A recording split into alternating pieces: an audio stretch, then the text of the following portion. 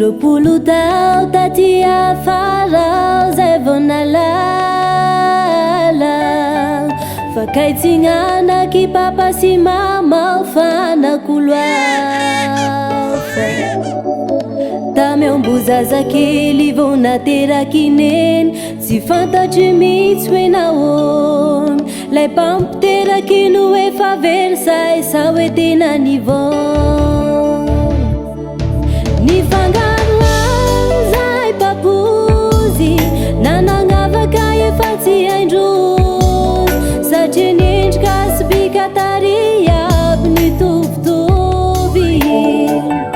tsy fantatry ntsony hoe zanak'izazay nifamatoka ny reny sy ny ray lasa ray mandreny afaro azy fa tsy niteraka very mama very papa atao akory moa tegna tsy afaky ola satria tsy mahay mivola very mama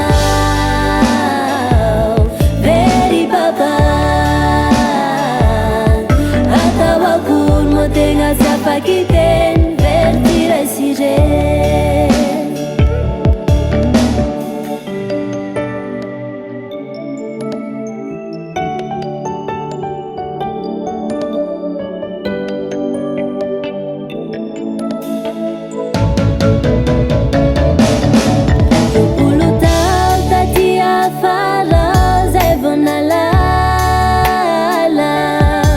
fakaitsinanaky papa sy mama fanako loafa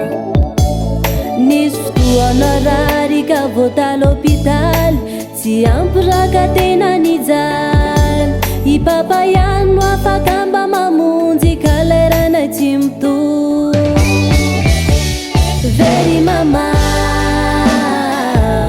very papa tegna tsy afaky ola satria tsy mahay mivola very mama very papa atao akory moa tegna tsy afaky teny very tiraisireny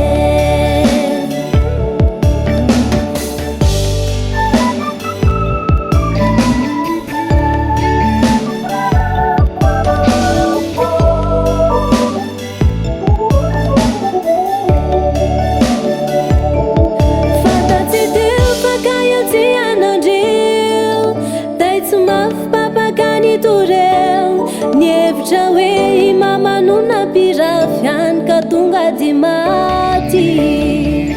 tsy nipetraposy ao nanao fikaroa